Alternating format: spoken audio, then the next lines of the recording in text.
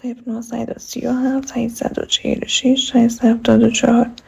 مشتری واقعی تصویری هستی واتساپ پیام بده، شرایط هزینه رو برات بفرستم. سلام، خوش اومدی.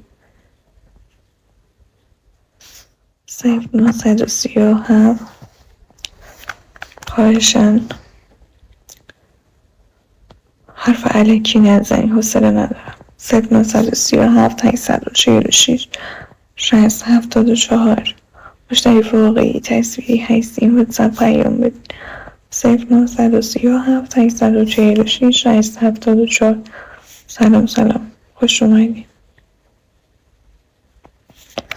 عزیزم. برو اگه جایی عکس رایگان میدن همونجا. 0937 846.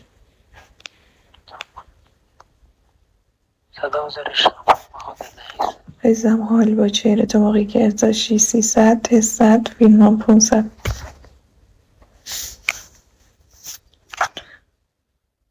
سلام، خوش اومدین.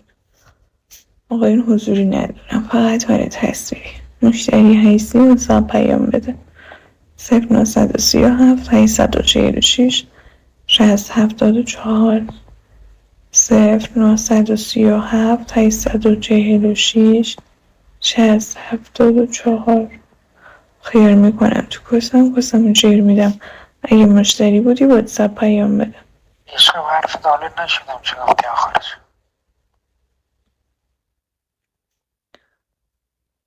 0937 عزیزم میگم حال با چهره تا موقعی که ارزاشی 300 تست فیلم های خودم 500.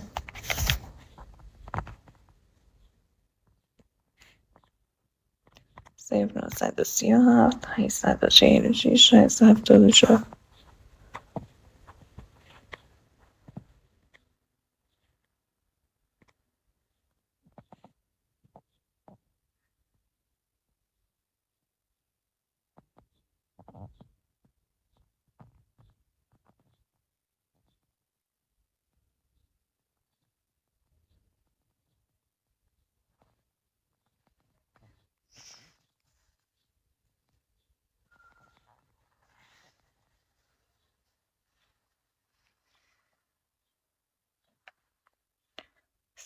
سلام، خوش اومدین آقایون. هر کی پای حال تصویری و واتساپ پیام بده.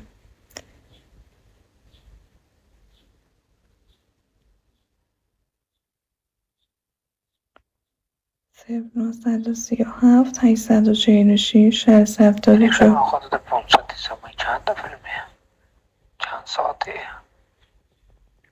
فیلم خودت 500 تیسمایی چند فیلمیه؟ عزیزم 1 ساعت از فیلم های خودمه با چهره. میخوای تمام رخ ببینی هزینه‌ش رو بزن ببین.